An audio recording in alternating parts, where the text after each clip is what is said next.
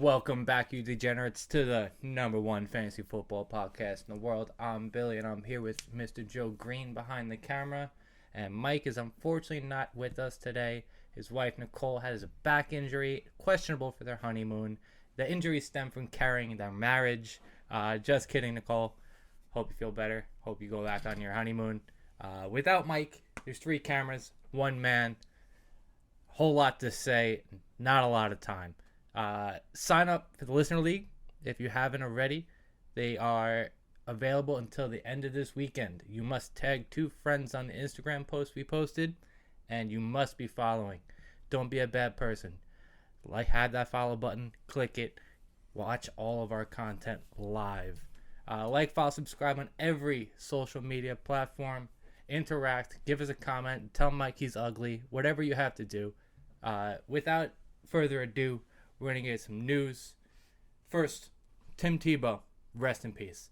Rest in peace to a legacy over multiple professional sports. It was only right. I don't know if anybody saw that block that he tried to throw. It was like the first time he ever played tackle football. It was terrible.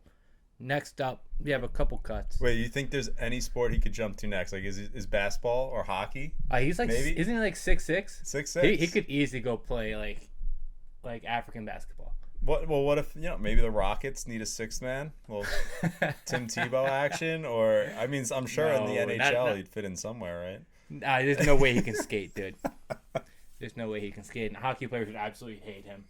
He's way too nice to be a hockey player. He's a football player, and he was that nice. He didn't tackle. You see him try to block somebody? He doesn't know how to hit somebody. Get out of here. I'm just saying, he needs to complete the trifecta and get signed to an NBA team. He can play MLS. There you go, yeah. Soccer. Multi-sport. He's definitely got around. Better stint. His stint with the AA Mets or the Jaguars? He played a whole season with the AA Mets, didn't he? Yeah. So shout out to the Mets for being the worst franchise ever. Next up, Kerryon Johnson, waiver/injury. When he clears waivers and gets healthy, he will receive an injury settlement. There wasn't too much room in this backfield. He was kind of needing somebody else to get hurt, and instead he decided he was going to get hurt himself. So what a fall for grace from Kerryon. Like, he went from 3 years ago being the guy to they draft DeAndre Swift, and the man's going to be out of the league in 3 years span. Oh yeah, when he first came in the league, I was high on him. I was a big Kerryon guy. And then I watched him run, and then I wasn't anymore. But it is a fall from grace. He might land somewhere when he's healthy. But, we'll see. We'll see what he does. That backfield's so muddled with people. Next up, another shocker. Josh Rosen, once again cut. If he gets picked up by another team, this would be his 5th team in 4 years. Talk about terrible. He's a terrible quarterback, terrible football player. I think the narrative of he wasn't getting a fair opportunity just has to stop. People keep saying that. It's like, listen, yeah, he got shafted in Arizona, but he had a chance with Dolphins, was garbage. Yeah. Ryan Fitzpatrick outplayed him badly. Wow. And then Fitzpatrick should be a Hall of Famer. Fair. But then he gets cut by 2 other teams. It's just, okay, it's time. If you want to talk about shafted, Ryan Fitzpatrick's been shafted for 20 years. Fair. Next up, DeAndre Swift came back to practice today on a limited basis after a groin injury. We talked about it last week, I believe. Any groin injury or hamstring injury, you got to watch out for. They kind of linger on. Darren Waller came back to practice after nursing an ankle injury throughout preseason and training camp. I really didn't even know he was hurt because I'm not a massive. I don't keep up with the beat reporters. Joe, it's something you should have kept up with for us. Well, I was up on it. From the beginning, all the beat reporters said it was nothing to worry about, so I never felt like it was worthy of posting too much about. So. Oh, it's interesting. An ankle injury is usually something somewhat serious, especially you jump up high and catch things over the middle. He sat out a long time too. It was 2 weeks. He hasn't practiced yet. No, that's why I was shocked when they just kept saying, "Oh, it's nothing to worry about. He'll be back soon." And then 2 weeks later, he's finally back. So. He's one of the few people on that offense that actually knows what they're doing. So he's probably just playing the safe thing, if anything. good news for Justin Jefferson people, Justin Jefferson owners, Justin Jefferson lovers. He finally came back to practice in a limited fashion after the AC joint sprain. I really thought that he was going to be out for a while. When I saw the highlight, when he fell straight on that shoulder, it looked like he dislocated it pretty bad. But at least he doesn't have to throw with that, so that's a benefit of being a wide receiver. But that's going to hurt all year. Like that's not going to go away for months. So I don't know how much will affect him. Probably going up for a grab might. Yeah, just gonna have to one-hand everything, I guess. Well, I mean, that's no different with Kirk Cousins as it is, but we'll get into Kirk Cousins later. But shout out to the Atlanta Falcons, the first team to 100% vaxxed. I love that post you put up before. They're 100% committed to losing. They're 100% committed to losing. Listen, nothing against being vaccinated. I'll even say I'm vaccinated, but I'm just saying they were going to be bad anyway. So it was funny that they're the first team. They're committed to the losing. Anthony Miller dislocated shoulder, most likely out for the year. They said there's a chance he comes back. It won't make much of a difference anyway for Houston. They're a bad team. He's a worse player. Shout out to our good friend Alex, big Anthony Miller fan.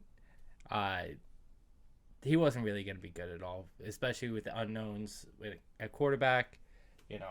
I don't want to touch anything on this team. Listen, you could have been in a 32-man fantasy league and he still wasn't getting drafted. So I think that's where Mike would have drafted him. Mike, somebody would have drafted him in the 32nd round. Next up, quarterback battle in New Orleans is going to be brutal to watch. This one was just fun for me to write down because they both threw an interception. Taysom Hill almost threw 2 interceptions. If it wasn't for the safety just completely bobbling the ball and dropping it, they're both mediocre. This Saints team is not going to be good. I can't see how they win more than 8 or 9 games, but I mean, furthermore to that point, the defense could, but the offense is bad. The only thing I'll give Jameis if they start him is he could actually throw the ball farther than 10 yards downfield, but Drew Brees couldn't do it at the end. Yeah. But Jameis is also going to throw about 30 times the amount of interceptions that Drew Brees threw in one season than Drew Brees did his whole career. Probably. Yeah, it's brutal to watch. Did you see the video when they're running through the tires and Jameis runs through and just wobbles and falls to the ground and that's my quarterback? That's my quarterback. No, I actually just rewatched that preseason game this morning as it was on. I was like, nah, they both stink. I don't want to own anything. I mean, to be fair, the wide receivers are bad too. No Michael, if Thomas is gonna be out 6 weeks, then you got Marquise Callaway, and then what? Marquise Callaway balled out. I was gonna talk about him in a second. Besides that, no, they stink. Adam Troutman got 0 targets. Yeah, that's not a good start. I don't know if it's just a preseason thing or whatnot, but no, it's not a good start for the. Like I said, when we talked about him, we knew what Troutman would be week 1, and we'll find out if he's reliable or just another blocking tight end that got too much hype, like Vance McDonald's. Rest in peace. Today, I am going to be going over first the rookie quarterbacks, how they did in preseason. My initial thoughts without Mike here would be great. Don't have to argue with me throughout this stuff and nonsense. Then some people that surprised me, who shined throughout week 1 of the preseason, and a couple people that disappointed. Just didn't live up to their standard that they should have. I'm at a fence with preseason. I don't know how you feel about it, Joe. Especially week 1 where majority of starters don't play. How much you should read into it. But what's your opinion on it real quick? No, I agree. I don't think you can read much into it. I don't think coaches even want to show a lot of what they're doing, so a lot of it's very vanilla offense, very vanilla defense. And I wouldn't be too concerned I think it's better when a player isn't playing than when they are, because then that probably shows they're not going to be much in their plans. Yeah, that was I tweeted right before the Falcons game. A half hour till we see Kyle Pitts, and then he just wasn't on the field. Yeah, I mean, that shows that they plan on using Kyle Pitts, which they damn near should. He's the fucking 4th pick in the draft, 5th pick in the draft, whatever it was. Yeah, something like that. He's too good. We're gonna be on that. We're gonna be banging that drum all year. People love Kyle Pitts. People love Josh Allen. We're going to give people what they want. Let's kick it off with the rookie quarterbacks. The person that most impressed me most was Trey Lance. We all knew he had an absolute cannon for an arm. We all knew he was athletic. But he had a good game. He would have had a better game if his receivers knew how to catch a football. They had 4 drops, and then one, the receiver, I don't know who it was, third string receiver that never going to see the field, gave up on a ball like that was going out of bounds, but like it was like the sideline tiptoe catch he could have made. He just didn't reach out for it. He just let it go because he probably doesn't like Trey. But yeah, he should have had 9 or 10 completions that were dropped. That touchdown throw was glorious. I can't wait to watch that for the next 20 years. That we're gonna watch a preseason throw for 20 years. Oh, you just mean him in general. Him in general. I could watch that preseason throw for 20 years. He rolls out left, throws across the body 50 yards for a wide open touchdown. Come on. I saw someone say after that throw, they're like, "There's no way Kyle Shanahan goes back, watches the film, and goes, yeah, I got to start Jimmy Garoppolo over this guy." Yeah, like Jimmy Garoppolo would never make that throw. No. But they're never running that play with Jimmy G. No, but they're not running bootlegs. The talent's undeniable. I mean, yeah, he might be a little like not rusty. Like he is rusty. That was the first football he played in over a year and a half or something. True. Like that. He played one game last year. That was like his show out, and then because they had no season. But yeah, I can't see how Trey Lance doesn't get in the starting lineup before week 2. Kyle Shanahan always has a method behind the madness. He's a great coach. There's no doubting that. I do think that in the very beginning of his drive, he was rattled. Rattled's not the right word. He didn't feel. I don't think he looked confident. Like he was kind of hesitant on throws, and then he would just like zip one there, and then like the receiver would just drop it, and he's like, "Oh man, these fucking kids suck. You can't catch my ball." Like there's people who throw harder than Trey Lance, for sure. But I don't know if it was just a receiver thing where they couldn't catch the ball, and it was kind of getting them down early on. Well, let's put this into fantasy terms. So as far as Trey Lance goes, is he worth stashing in even just a redraft? That's why I took him in the mock draft. Absolutely. That made my mock draft look so much better with that touchdown throw the other day. Made me look so much better. But then, so let's talk about players around him. Who benefits from Trey Lance over Jimmy Garoppolo? Oh, I mean, not much. He's just going to – everybody's stock in that 49ers wide receiver core goes up a wee bit. Like so you think it goes up? For Trey Lance? Yeah, I think it almost arguably stays similar only because he could take off and run more. Yeah, but there's more things he can do. The play action will look better. The RPOs will look better. They'll look like he can sell them because he has the ability to run. When you try to run an RPO with Jimmy G, you know he's not running. Yeah, that's a good point. I didn't even think of that. Right. Yeah. I mean, they don't run many RPOs, but certainly they will with Trey Lance as a starter. They will. One of the 5 cameras died in here already. Yeah, that's the GoPro. Can you take care of that so it stops beeping on me? I think it died. Okay. Yeah. Yes. No, I do think that it'll keep defenses more honest because when Jimmy G's out in the shotgun, they know he's going to throw the ball. When Trey Lance is out in the shotgun, he could still just take off and run. So you can't just. Yeah, you have to. You can't just bring 8 people back and. Right, you have to respect the chances that he takes off. Yeah, that's a good argument. I didn't think of that. Well, that's why you're on that side of the camera over here. They said, I don't know if it's still a thing, that because Jimmy G started this game and then Trey Lance came in after, they were supposed to flip flop. So next week Trey runs straight with the 1s and Jimmy G runs with the 2s. We'll see if that's still a thing or if Kyle Shanahan's pulling my leg.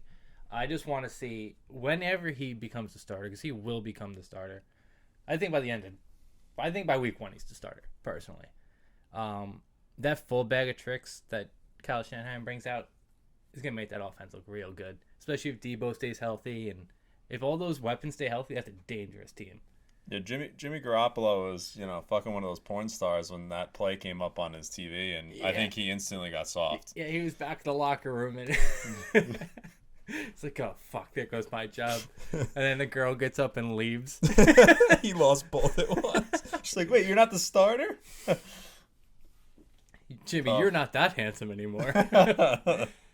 Next up, Zach Wilson. I thought he looked confident. They played very conservative with him. You know, he made sharp throws. He was peppering Corey Davis.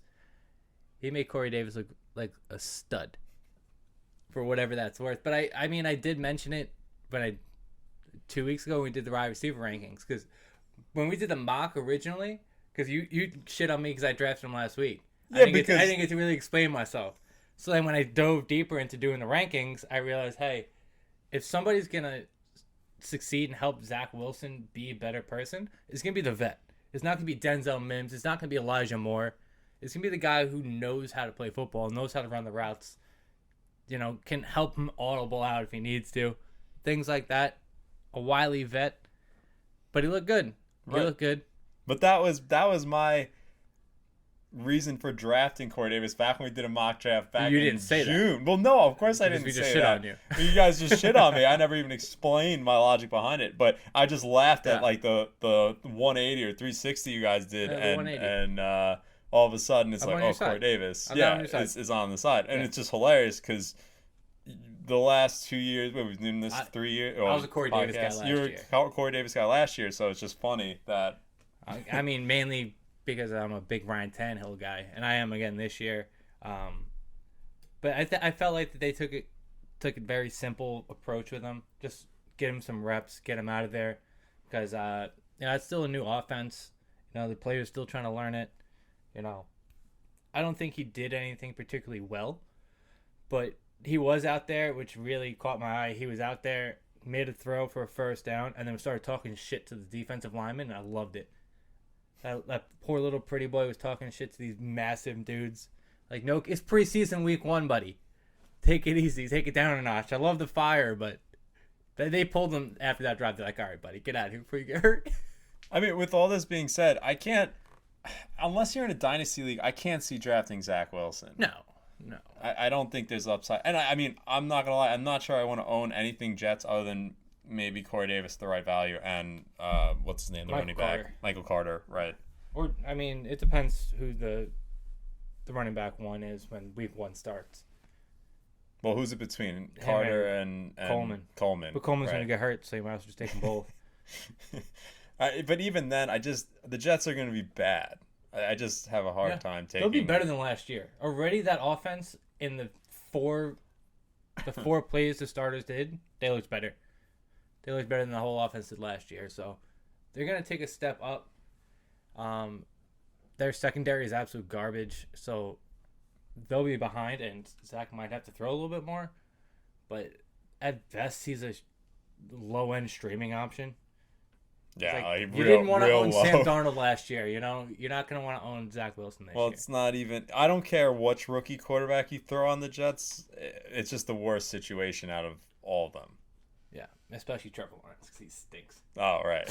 Oh, we'll get to him in a minute. The next person that impressed me was Justin Fields. His numbers popped off the page. 14 for 20, 142 yards and a touchdown. He had 5 rushing attempts, 33 yards and a touchdown. Showed off the speed. I've on the way here. Right before I got here, I read a stat that he is the fastest person on that team. Period. Nah, I mean on the offense. I didn't read the I don't know about the defense's 40 times, but he runs a faster 40 time than all of his receivers, so he should probably be playing receiver as well if Matt Nagy allows him to. But seriously, you know, he had a nice little bootleg throw. I mean, it was a blown coverage. It really was. But he did throw across the body, and he did sell the run real well.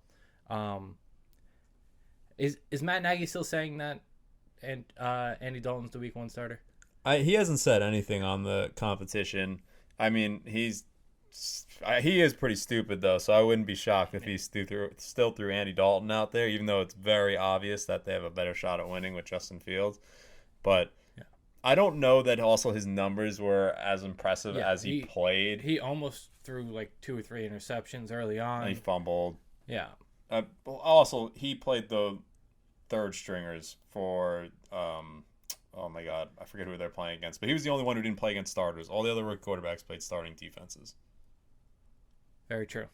But whenever he threw all those bad passes, he did get up and just go right to the next play. Didn't hang the head. Next play kind of guy is something you want. He did lead the Bears to 17 points. Yeah. The most third quarter points, more than all of last year. Is that true? It's true. It was actual stat. That was the most third quarter points they scored all of last year. Yeah, I will say he is better than Andy Dalton. And Matt Nagy, if you're listening, 'cause I know you listen to this show, if you don't start him week 1, you deserve to be fired. I'm looking right at you, right through the camera. I want you to read my lips. Adam Nagy Gase, you should be fired. Is that real? Adam what Nagy Gates? Matt Adam Nagy Gase. Shout out Adam Gates. I miss Adam Gase jokes. I'm sorry. So what's Fields' fantasy value? Because he has a top 10 wide receiver, so there's definitely the upside of touchdowns being thrown, the downside of Matt Nagy being his coach, but he has the upside of the rushing yards, which we love to see. He did show that off pretty well.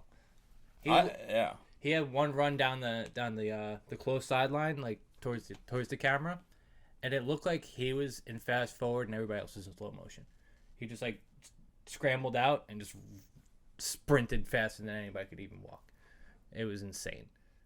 I think all their values go up if he starts. Yeah. Oh, I mean, Robinson, we saw what Mooney.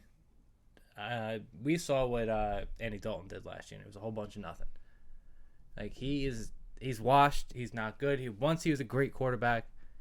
Well, let's be that's a little loose the word great. Let's go like good. Good to a little better than like Joe Flacco in his prime. Oh, Joe, you mean QB1 Joe Flacco, buddy? QB1 Joe. Relax over there. No, they do all go up, but as far as my rankings go, I have him taking over the starting job in like week 2. So we broke it down. Like they have a kind of hard schedule in the beginning. I think they might just roll Andy Dalton out and not have to face the Rams defense and somebody like that. I don't have the schedule pulled up in front of me, but I think week 3 they play the Rams, and I think after that then he comes in, so probably week 4, and then everybody's fantasy value boosts up. Until then, I don't have Darnell Mooney like anywhere close to being relevant. Cause like me and Mike differ on that. He thinks he's a good talent. I just think he's got good hands. But he runs terrible routes. No, Mooney? Yeah. I think he runs great routes. We'll have it backwards. I think you have it backwards. I think that's what everyone raves about Darnell Mooney. So then he doesn't have hands. Then I would question the hands more than the route running. So I stand corrected. No, I don't. I'm not high on Mooney regardless. What round is Fields draftable? I mean, anything after like the 12th round was fine with me. Because depending on whether you have defenses, or like a lot of time you're picking backup quarterbacks around there. If you do decide to do that, like he's somebody I'd stash in my bench. Him and Trey, I'm more than happy to have on my bench. They're far more, well, I mean, this is obvious, but they're far more valuable in keeper and dynasties than they are in a redraft. Because let's be honest, the chances a rookie quarterback makes a large impact is and like minimal. In our keeper league, I would love to have one of these two just sitting on my bench, and we'll see what happens. I'm not going out of my way, obviously in our league, to just draft one of them like the 9th round. You know what I mean? But it happens every year. We have one of these rookie quarterbacks in our league that falls and nobody winds up taking him. They forget about him, and it becomes an insanely valuable keeper. In our league, Patrick Mahomes is a 14th round keeper. It's absurd, but we'll see. I mean, there's definitely value. I think there's more value in Trey Lance. I would take Trey Lance at least a whole round ahead of Justin Fields. Yeah, better situation. Yes, better situation. I will say that Justin Fields has the better receiver in A-Rob, but My favorite stat ever. 1,000-yard catches, 1,000-yard season with both Blake Bortles and Mitch. There's very few people on this earth that could do that, and A-Rob's one of them. So if he's the starter pretty early on, that list goes high. He can easily break into the top 6, top 7 for wide receivers. Ooh. Oh, yeah. Mac Jones was kind of solid. Nothing special. Kind of just better than Cam Noodle Arm Newton. Cam Newton still can't hit his receivers. It shouldn't be long until we see Mac play. Yeah, I saw that, that guy, the Eagles reporter tweeted today from practice. Nelson Aguilar was pissed. Cam kind of threw a bad ball and he ran over and kicked the garbage can, essentially, Cam Newton. Oh. Yeah. Aguilar's throwing a Odell? Yeah, well. Kicking things, throwing things around because Cam Newton stinks. He knows Cam Newton stinks. He should just shut his mouth and wait. Well, he didn't have to kick him. Well, you kick Cam Newton? I mean, they said he kicked the garbage can. I mean, that's Cam trash. Newton. So. Yeah, that was good. I didn't catch on that. I'm sorry. That was good. I was originally not a big Mac Jones guy. I'm still really not, but I did because I questioned whether his accuracy was good enough. Because all the tape you see of him, if your receivers are 10 yards empty, there's nobody in the camera frame of them. So that they're Alabama open. You know what I mean? He's got stud wide receivers every time he's ever played. Well, that was the problem with Tua, right? Yeah. It was the same thing. He's throwing to guys who are 20 yards wide open. And Tua, you saw what happened with Tua. He's like average. Right. Mac was throwing him in tight spaces. He didn't really do anything. They only had him out there for very limited reps. I'm not sold yet, but I do think anything's better than Noodle Arm Newton. Well, and this is another one of those teams where, kind of like the Jets, where I don't know that you want a ton of stock in really anyone, but I guess if Mac Jones is starting, you maybe have a little bit more confidence in like Hunter Henry or maybe even Nelson Aguilar. Yeah. Side note, Jonnu Smith rolled his ankle in that game, but it should be fine. Yeah, I wouldn't mind owning Nelson Aguilar if Mac is the starter, but like it'd be like a 15th round pick if that. You could pick him up on waivers. Listen, you know what I mean? You could shit on Carr all you want. Carr at least could hit Aguilar on those deep crossing patterns last year. I'm more of a Raiders hater, but Carr isn't a bad quarterback. He's not a good quarterback. But he's not Cam Newton bad. Like, Newton's not hitting Nelson Aguilar on those routes. No, and I said that when he got replaced down in Carolina that it was time. He just doesn't have it anymore. He can't run the ball like he used to. He threw 8 touchdowns last year. Yeah. Come on. He played 16 games. That's half a touchdown a game. It's bad. Yeah, it ain't good. Like I said, Mac Jones, I'm a wait and see kind of guy. See if he gets more play time, see what he can do. Trevor Lawerence. I'm sure you read the notes already. He still can't play while being pressured. Who can, though? No one. Patrick Mahomes was terrible. He didn't even roll out. He just stood there taking hits. His hair was in his eyes or something. I don't know what it was. His O-line is not good. That I agree. He's going to get killed if he doesn't learn how to roll out right away if he sees it broken. He wasn't even looking for it. First play of the game. First play of his annihilated. Career. He got annihilated. Fumble. Thank God he picked up. It was very Daniel Jones-esque. Daniel Jones-esque. Daniel Jones hyped up. Boom, fumble. Wow, shocker. I texted you right away. I'll take that medium rare. Thank you. That is my only concern and maybe oversight was assuming that the Jaguars had drafted good offensive linemen, not just this past draft. I'm talking about prior drafts, and clearly none of them have panned out. No, and it was bad. The playoffs is a stretch. Well, listen, they got 2 free wins with the Texans, and then they don't. They don't have free wins anywhere with that line. They don't have free wins anywhere. I couldn't even name who the Texans are starting at quarterback. Me either. Tyrod. Who are the Texans? They're playing Tyrod.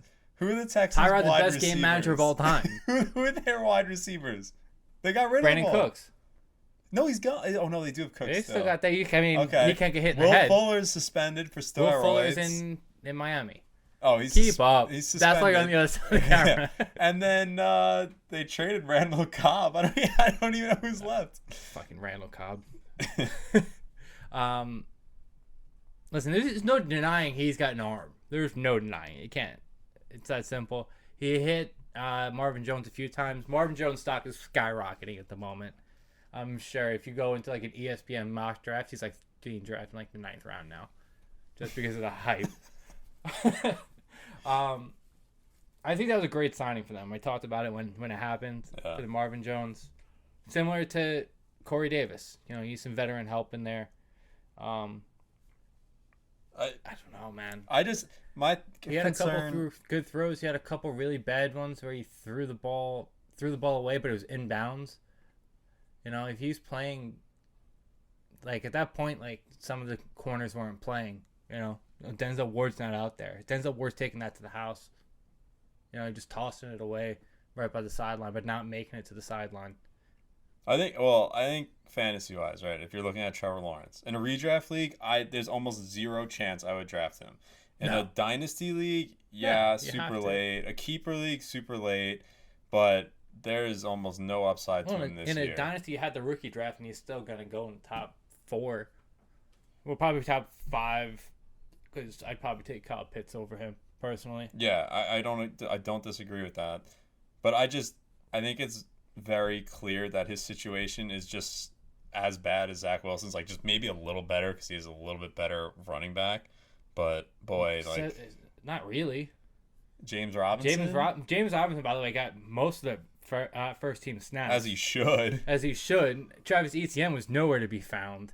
It makes me sad that I already claimed my keepers. I was thinking about switching them, but that's all right. We'll keep it the way it is. Yeah, but even like their run game didn't look good. That old line just looked bad. I don't know. I have to read more into it. There was a couple injuries, a couple people sat out maybe.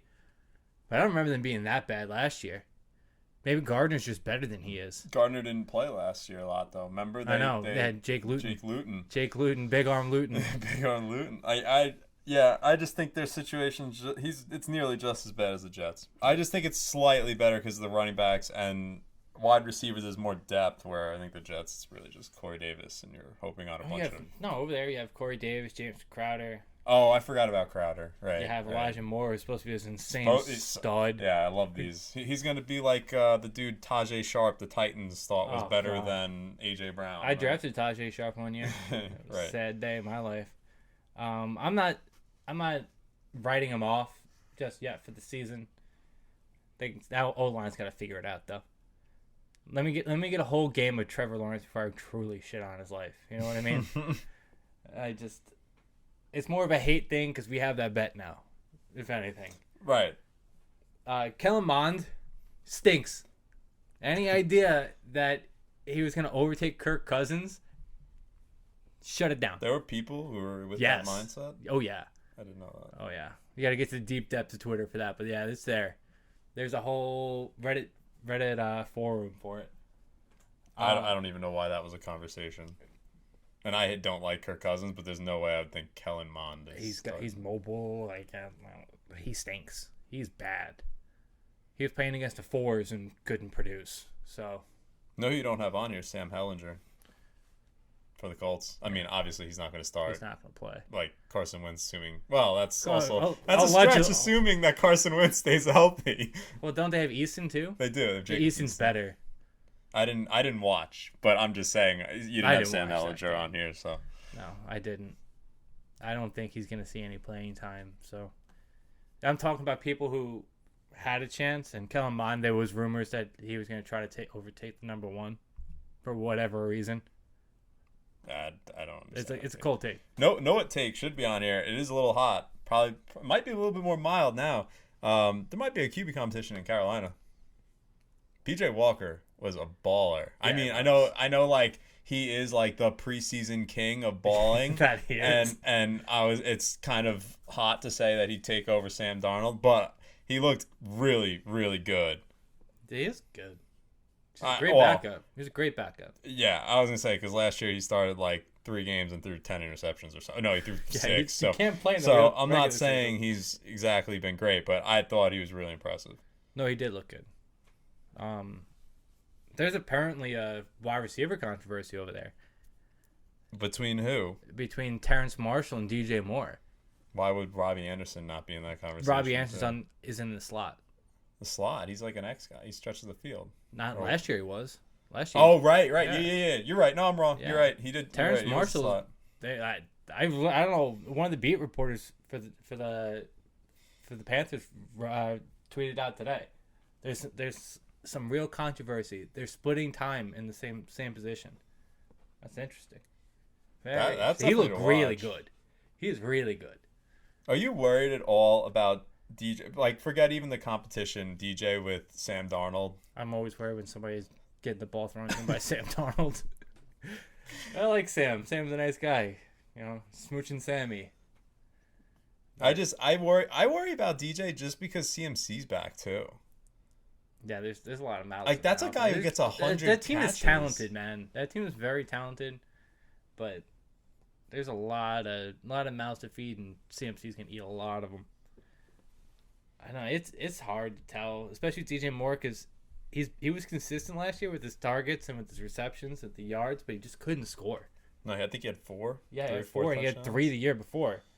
He just can't score, so that's always been his downfall. So this year you were kind of hoping that he would kick him up, but now Terrence Marshall comes walking and trying to take his job. We'll see.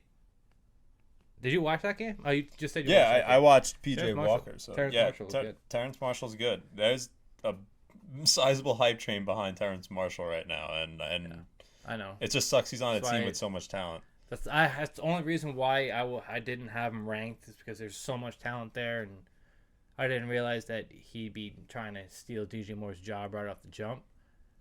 You know, we'll see. We'll see how it goes week 2, especially preseason week 3, because after week 3 is a bye. They have a week off.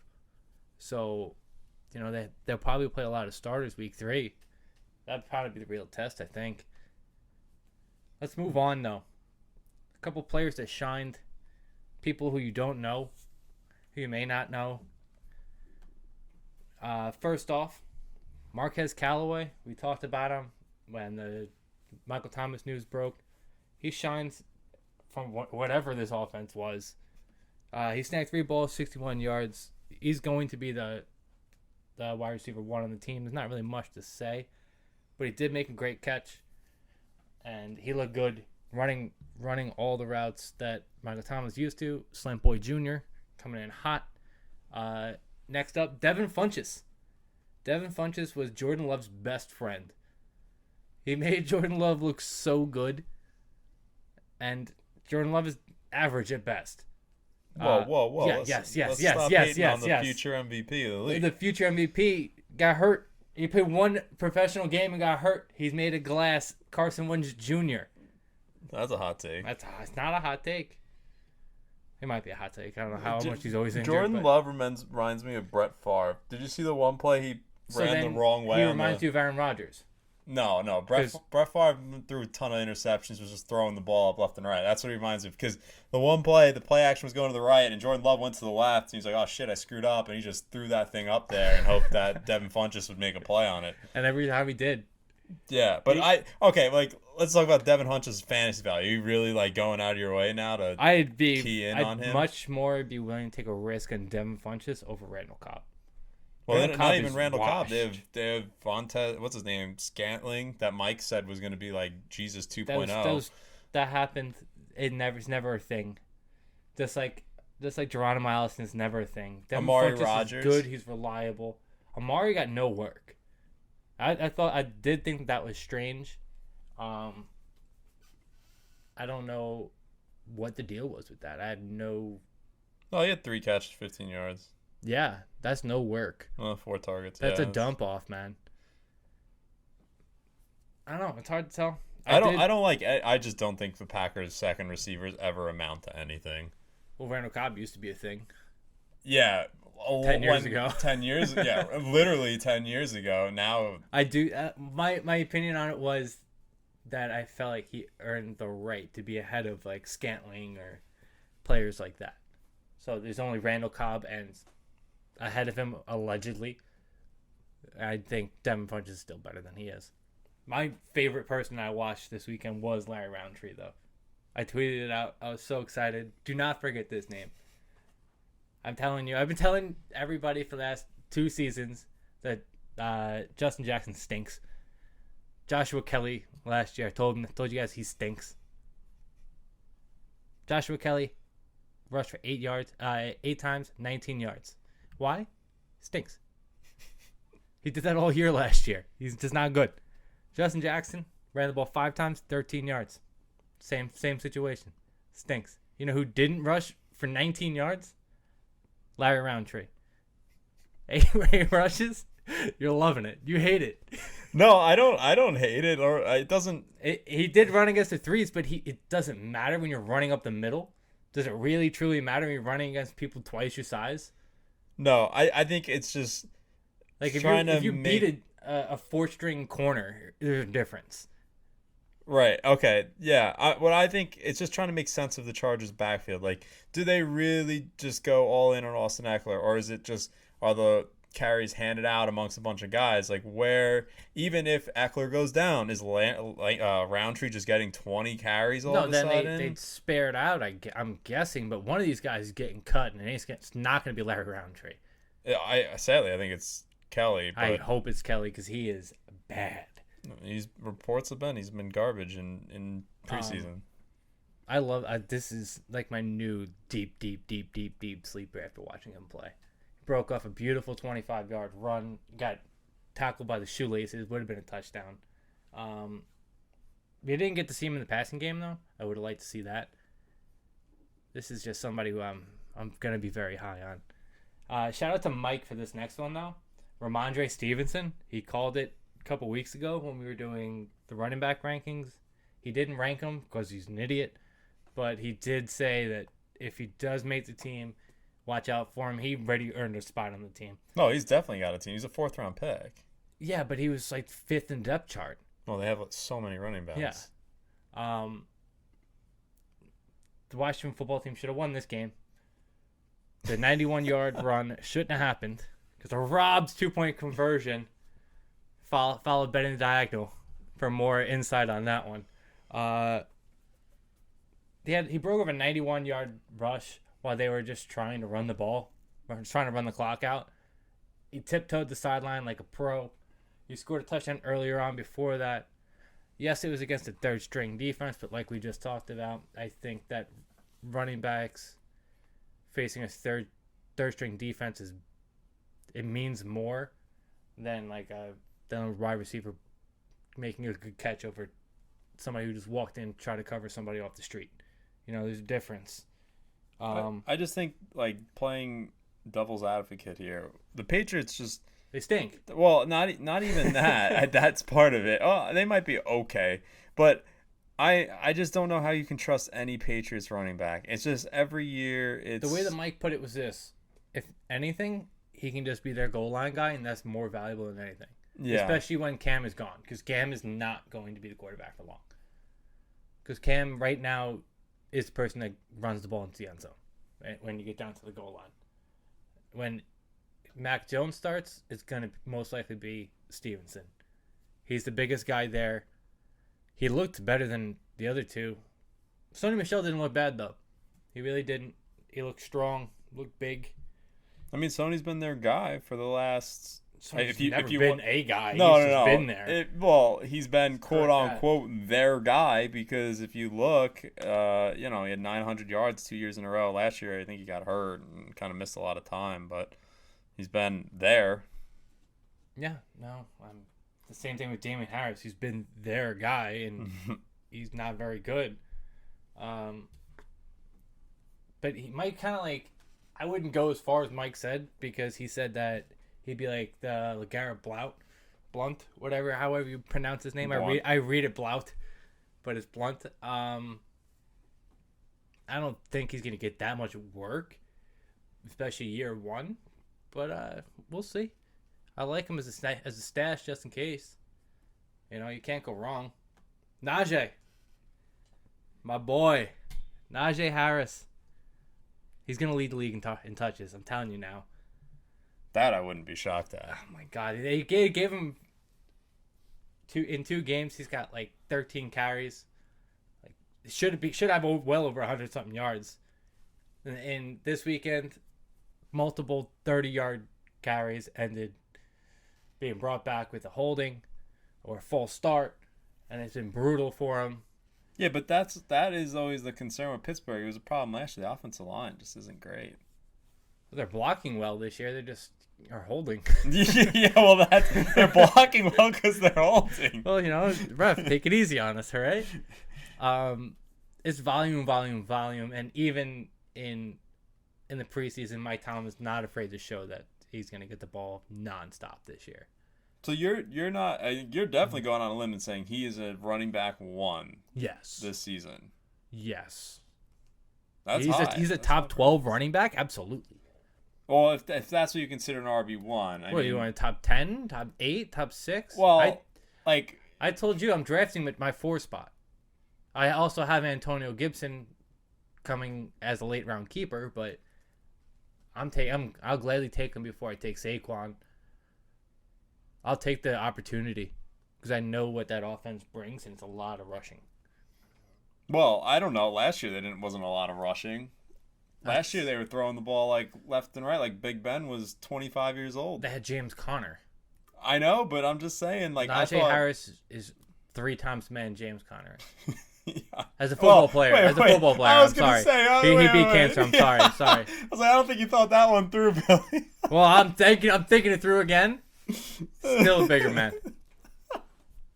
Fuck James Conner.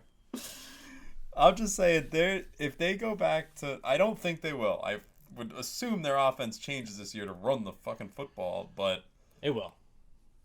They didn't have a reliable running back. They didn't, but they didn't really force it after they kind of figured they. Remember Anthony McFarland? That was the story last year. Yeah, but Anthony McFarland was the pass catching back. He was a pass catching back that they just chose not to use, and they used him in the preseason this year as a pass catching back. It was great, by the way. I was on that bandwagon. Nobody else was. They don't even know his name. I know. I'm just saying. Last year he didn't really do much either. Are you saying that Najee Harris is Anthony McFarland? No, I'm gonna get up and come over and smack you. Definitely not suggesting that. I'm just saying, for him to be an RB1, there is a path to it, and I think there's a few paths to him getting there. I just think it's questionable with the offensive line. I mean, they showed him off in the passing work. They've showed everything that they're going to use him for. They've lined him out wide already. They're not Mike Tomlin's not afraid to just run his offense in preseason. Just you're not gonna be able to stop us. You might be able to sack the quarterback 100 times, but you won't be able to stop us. You're gonna have to score more points than us because they're a very talented team. A lot of opportunity. Next, we're going to go a couple people that disappointed. I didn't want to make this list too long because it is preseason week 1. But Tua. Oh, Tua. You thought Alex, didn't you? I want you to clip this and send this to our buddy, Mr. Aries. You thought that 5 interceptions in practice. That's just practice. It's only practice. You talking about practice?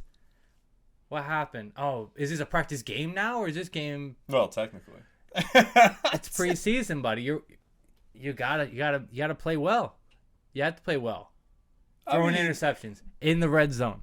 It was 1. You can't do that. As a starting quarterback, you can't throw. That's terrible. That's Josh Rosen-esque. Get out of here. I mean, he stinks. He stinks. Other than that interception, he played mostly well. Yes. Very mediocre like he always does. Didn't do anything spectacular. Just kind of threw a 7-8 yard pass. Oh, he hit ran the ball first on a 50-yarder. I mean, he was wide open. Yeah, everybody's wide open in the preseason. Pass. But I think the bigger problem with Tua, and this was the issue I had with him last year, is he doesn't look like the guy that he was at Bama. The offseason definitely helped, but his arm still is bad, lacking the velocity you really need to be like a guy, like considering he was drafted 6th in the NFL draft, and it's like, how are you drafted 6th? You look more like a 3rd rounder. Oh, hate to see that. But I don't know. I think if you really wanted to get risky, you could take Tua in like the 14th, 15th round in the draft and hope that he... I'd rather own Kirk Cousins 10 days a week. I'd rather own Andy Dalton for the first 2 weeks. That's being 100% serious. Because at least he has the upside with Robinson getting 150 yards and a touchdown. Who do you got? Who do you have over there? Jalen Waddle, unproven. I mean, yeah, but he's talented. Sure. So is Will Fuller, but he's never on the field. So is Anthony Miller, but he's allegedly. Doesn't mean anything. You can be talented and just not produce. It's simple as that. I think he'll have a good connection with Waddle. I mean, he played with him in college. Sure. We'll see. He better. Otherwise, he's out of a job. No, you think he's not out of a job if he plays. If he does another mediocre year like he did last year, nothing spectacular. You drafted the guy in the 6th. If you had the same records you did last year, they won 11. They won 10 games last year. Fitz won half of those games. I'm just saying, if they won 10, Fitz won half those games. So then, if they won 10 with Tua, then there's no drop off with the QB play. If he wins 6 like he did last year, then what are you gonna do? In the weakest division in football, second weakest after the NFC East. That place is a mess. Speaking of the NFC East, the Giants. I wrote this when Mike was still going to be on the show. Through the first 3 quarters of the game, 92 yards. Yes, it's preseason. You got to be able to move the ball, though. Daniel Jones didn't play. Nobody played. But if the Jets are mopping the floor with you, no matter what string you are, it's a bad look, isn't it? Well, I think the worst look came earlier in that week when Daniel Jones just decided to throw an interception, like throw to his own team. He was like, "Oh, look, linebacker 42 needs to make the squad, so let me just throw a pick to him look good. Make him look very good." Daniel Jones-esque. Yeah, very Daniel Jones of him turning the ball over. And then, even more concerning that play was how bad the offensive line still is. Like, it would have been a sack if it was a real game. They're ranked dead last as far as PFF goes. Yeah, well, like, the guy came clean through. He should have sacked him, but he stopped because it's practice and you're not going to touch the quarterback. And he still threw it directly to the linebacker for an interception. It's like, bad. What are you doing? It was bad. Dan Jones isn't it, I don't think. I do have a question, though. This isn't fantasy related, but I want to know your take on it. Do you think if they have another bad season, Daniel Jones and Gettleman are out, or you just think one of them's out? Gettleman's definitely gone if they're bad. I think it's the other way around. I think Daniel Jones is gone, Gettleman stays. No, I feel like Gettleman's been on the hot seat since. Yeah, but he's built a good team. He's brought in the pieces. Well, wait. Let's say this, too. They've had some blow-ups in training camp with their practices, like fights and stuff. Mm-hmm. So, it's not inconceivable. I don't hate that, though. No, it's not always bad, but it's not inconceivable that if, like, this season goes real south, all 3, the coach, Gettleman, and Jones are gone. If they go like 2-14. If they go 2-14, Mike's not doing this podcast ever again. I'm telling you, he won't show his face if around they go 2-14, 3-13, I think all 3 are gone. The coach, the GM, and Daniel Jones are gone. Jones might get like a training camp invite to try out for the second spot. I think Jones is gone before Gettleman personally. We'll see. Next up, the Atlanta Falcons head coach, Arthur Smith. I'm very disappointed in you. How dare you deprive us of Kyle Pitts? You got to let that peacock fly. We want to see that greatness. I tweeted. I was ready. I had to stream the game. I had to illegally watch the football game. And you didn't even give him a snap. Sitting there next to Matt Ryan. Like he's a pro. He is a pro. It's like he's a wily vet already. Doesn't even need to see it. They know what they've got with him. I love that.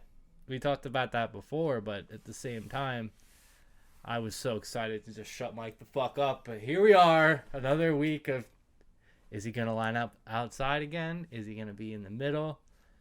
Because Mike wasn't watching the game. He texted me saying, "Oh, still no reception for Kyle Pitts. Oh, he's useless. Oh, he's lining up. He's blocking the whole game." Like, he's not even on the field, Mike.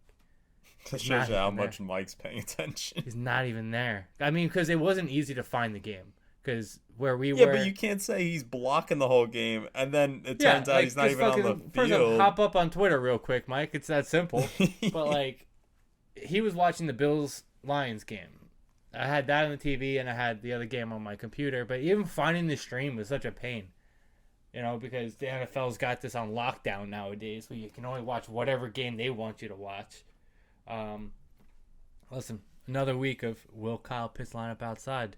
You'll have to stay tuned. You think he plays next week? I don't know. Oh, come on. I would assume we'll see him at some point in preseason for a drive. I hope so. Next up, Travis Etienne. 1 rushing attempt, 2 yards, 1 target, no catch. I thought this guy was supposed to be good. What happened? Maybe Urban Gase Meyer. I love that. Urban Gase Meyer saved him for the regular season.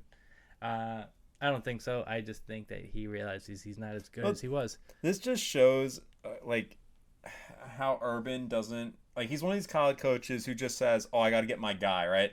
He drafts Travis Etienne, which was a total reach, and they didn't need him. It's like you could have filled an offensive line spot with that. So many things, and I'm not even a big Etienne guy. I wasn't a big fan of him at Clemson, but it's like, why did you even... offensive line made them look very good. Yeah, but I just don't understand the pick. And then, I mean, it's a preseason game, so this is a massive overreaction. But he got 2 yards on the entire sequence he played. Again, wasted draft pick. A college coach not knowing what he's doing. Yep. College coaches, stay in college. Never works out. Jamal Williams, Mike's boy. He broke off a nice 6-yard run to start his day, and then proceeded with a negative yard, then 1 yard, 1 yard, 1 yard, 1 yard, 1 yard, 1 yard. 9 carries, 15 yards, 1.9 yards per carry. It's not good. That Lions offensive line was supposed to be much better this year. Penei Sewell looked terrible, by the way. He got bullied. He got embarrassed out there. What's his name? The lineman on the Bills. Greg Rousseau, a guy who took off a whole year. He opted out. Bullied. Looked embarrassed. I mean, Rousseau was supposed to be a top 15 pick before he was going to sit out.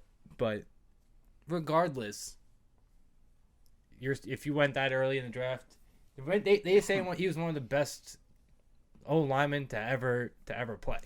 And I'm like, that's stretch. Like, everybody in the draft nowadays is just, he's the best person since this. Not to mention he played in the Pac-12, yeah. Which, I mean, to be honest, they're not exactly known for their defense. No. Listen, that O-line is a big, serious problem. I don't think that it gets any better. We'll see. Dan Campbell looked like he had no idea what he was doing, especially because he has Anthony Lynn calling plays. So it really doesn't help at all. What were you going to say? No, I was just going to say it. I don't know what you're expecting out of Jamal Williams. People who were kind of hyped on him. I really don't. He's just a vulture. I guess you assume he's just going to be that vulture. But, man, DeAndre Swift last year at the end, I remember they had Adrian Peterson and... they had that scat back too. I forget who, but at the end, Swift was just playing all 3 downs. I mean, they took him out for maybe a couple plays to give Adrian Peterson a couple charity carries to. Well, yeah, he needed to make a game check. So. Right, but I just don't see how they're taking Swift off the field if he's healthy. Well, how do you take Aaron Jones off the field? As much as I hate him, how do you take him off the field when you have him and you have Jamal Williams too? Jamal Williams and Aaron Jones essentially split carries last year. Yeah, but I don't know. Yeah. And let me go out on a limb and say, what's his name? Fleur is a better coach than fucking Dan Campbell. Well, yeah. So far, you could easily say that. He's not trying to bite people's fucking kneecaps off. He's not trying to drink 100 milligrams of caffeine in 3 seconds. I'd be worried about after that performance if I was Jamal Williams that I'm going to get my kneecap bit off. I agree. I don't know. He didn't look very good. The Lions just didn't look very good. We'll see. With Jared Goff there, it's nothing excites me. I will say that one guy, and Mike loves to find these random ass players that no one's ever heard of that end up being somewhat decent in preseason. That dude St. Brown. Equanimous St. Brown. Yeah, I mean he didn't have a great game, but his route running was pretty crisp. I could tell, and a lot of beat writers saying that he's a favorite of Jared Goff. So yeah, him and Tyrell Williams. Former Raiders GOAT. Raider great. My most overpaid number 2 wide receiver in football, according to Mike. It is. Oh yeah, $10 million a year, like the market value. Okay. Yeah, I mean he got a couple looks, but lines look like trash. They look like trash. That's it for the week 1 preseason breakdown. Do we have any questions? We do. A couple questions. We do got a couple here. Let's see what we got. This good John said, I have the number 6th pick in my fantasy 12-man PPR. Who you going with? Essentially, if you're assuming that the top 4 running backs are off, I'd go. I'm personally at that point with a 6. If Derrick Henry's not there, and most people aren't going to reach for Najee like I am, I'd go Travis Kelce and not even think twice. At 6? Yes. He's the most reliable player in fantasy football. Damn, that's high. I mean, you're going to do that. You're going to do Devontae Adams. Like, Eckler's too early. You know, you're not going to get your return on Eckler. You're not going to get your return on somebody... Like Saquon could still be there at 6. You trust Saquon in that the worst offensive line in the league? Yeah, that's true. Off a torn ACL, meniscus, and MCL? I don't. Yeah. It's just crazy to see a tight end go that high. Listen, man. It sounds stupid. You're going for the most points possible. That's all it is. You can get your points somewhere else. If you don't like that, you know, go Devontae Adams. Take Saquon. That's cool with me. Like, take the risk on those guys, especially on Saquon. You can't pay me to draft Saquon this year. I'll trade for him if he does well, but I won't draft him. I don't trust the knee. I don't trust Daniel Jones. I don't trust the Giants. What's next? Jara asked, Justin Fields going to be a late round steal, yes or no? I mean, we kind of covered it. Yeah, we kind of covered it, but yes, he should. In a late round, especially 12-team leagues, he should be owned. Like 10-team, you're usually not taking 2 quarterbacks. I like to take 2 quarterbacks in my draft most of the time. I'll be trying to take either him or Trey Lance. I will say if you're a Bears fan, what was his name? This guy? The question. Jara. If you're a Bears fan, don't take him. It's bad juju. Ty here asks, $200 Dynasty Auction League. I know this isn't something we're specify in, but keep Eckler for $14, but he could only keep him for 1 year or Jonathan Taylor for $16 for 2 years. This one's tough because I have them ranked very close together.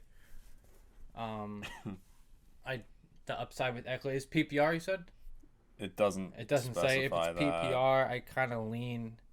I would assume it was PPR. You never know nowadays with these people, these purists, people with no kickers in their league. That's a tough question. I can't hate on either one of them, just because it's not much of a price difference. I'm not very familiar with auction. Either you, Joe, but I'm not mad at either one. If you just want the value of getting a second year with JT, is more than fine with me. I'm a big Austin Eckler guy. I think that team is better. I'd go with Eckler personally for the 1 year. I'm also curious. I'm guessing $16 for 2 years. He's $16 for each year, not like 8 and 8, right? Yeah. Yeah, that's interesting. I guess then you're getting into the percentage of how much of your cap is he eating up. Yeah, it's just under 10%. You're talking 8% for JT, 7%. Like, it's not much of a difference. You're talking about pennies on the dollar. You free up cap, right? You're not risking. What if Taylor, I don't know, got hurt or something crazy this year? I don't know, or had a bad year for some reason. Then you're freeing up a little bit of cap. You're stuck with the cap, but I think the same thing goes for Eckler. Well, he's only 1 year. Yeah, but you're keeping him for 1 year where you have JT for the second year. That's what I'm saying, where you could be worth it, but you can't go wrong with either one. That's why we're having this long ass conversation about it, because both players are good. There's value of both of them for the price. That much I do know. I wouldn't spend more than $20 on each player. I don't like them that much. But what's next?